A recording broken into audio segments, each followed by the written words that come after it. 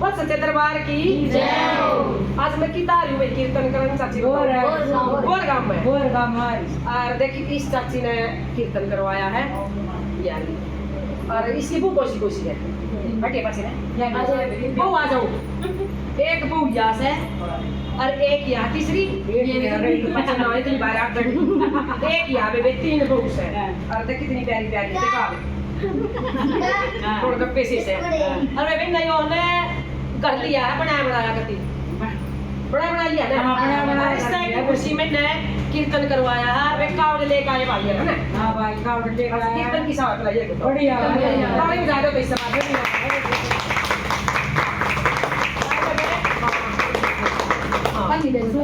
और वे वे नमाज करती मौज मौज क्या क्यों दे है ना वो इस समय देखा होगा ये मेरा हां ये तेरा या हमारी चोरी आप ये कितनी बढ़िया है पैर के सूट है कॉटन के सूट है देखो हां कितनी मौज कर दी ताली बजा दो उसके बाद उसमें क्या कर रहे हैं थे ना बेबे नूर नहीं बता लगा वो कितने दे दो बेबे हां ले बेबे कितनी मौज करती है मेरा जी हो गया सारी बताओ तो हां तेरा बेटे चली से बात मैं कदर सुनो ये मम्मा भी ना तो पढ़ाई के बाद है से भाग्यवान है ओ रे संग संग सेवा हमारी गाए किसे भाग्यवान है ओ रे संग संग सेवा हमारी गाए रे सासु सुसरे बने रे सासु सुसरे आए तारा बना रहो परिवार